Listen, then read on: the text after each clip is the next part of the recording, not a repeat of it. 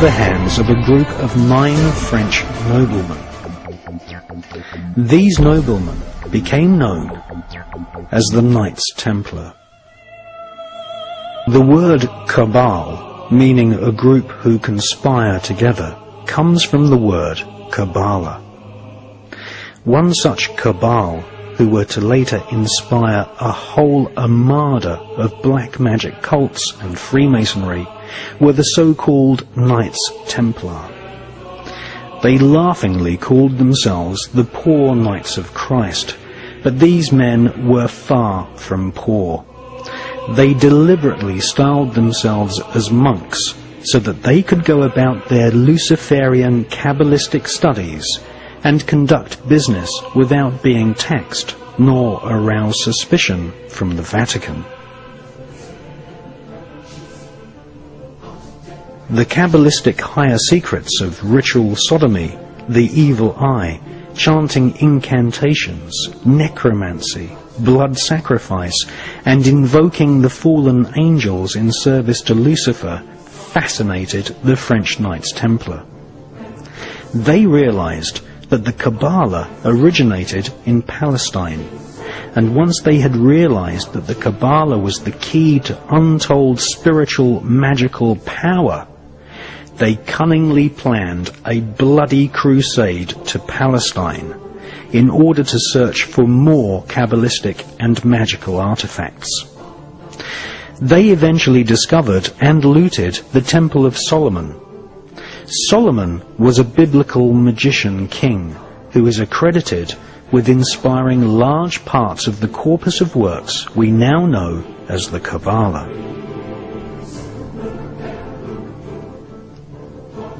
The Knights Templar arrived in Palestine with one main goal: to stop the Muslims from gaining any knowledge about the Kabbalah.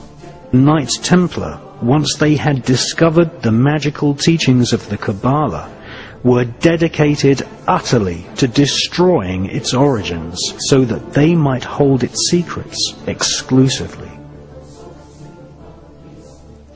After 200 years of Kabbalistic magic and bloodthirsty crusades, wantonly murdering children, women, and engaging in ritualized sodomy, the French Knights Templar were rounded up, tortured, and executed. Many confessions told of the Knights Templar monks ritually sodomizing each other, invoking evil spirits, and implanting these spirits into animals such as cats. Various black magic artifacts were confiscated from castles owned by the Knights Templar, including silver caskets containing desiccated heads and skulls. The Knights Templar referred to these heads as Baphomets. They were placed at the center of a round table. Templars would then conduct a séance invoking the spirit of Lucifer to speak through the head. The most damning information exposed them as anti-Christs.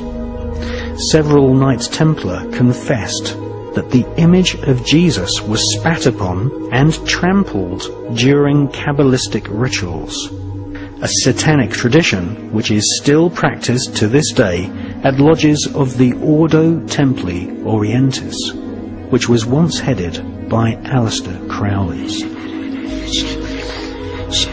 Many Knights Templar bribed their way out of prison and escaped to Scotland and the Mediterranean island of Malta.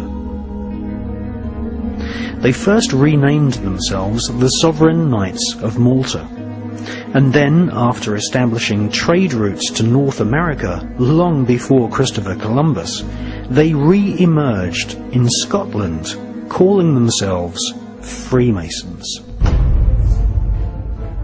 All versions of Freemasonry, Rosicrucianism, the Skull and Bones, the Palladian Rite of Freemasonry, Co-Masonry, Scottish Rite Masonry, the Ku Klux Klan, and Crowley's Ordo Templi Orientis are derived from the original Kabbalistic rituals of the Knights Templar.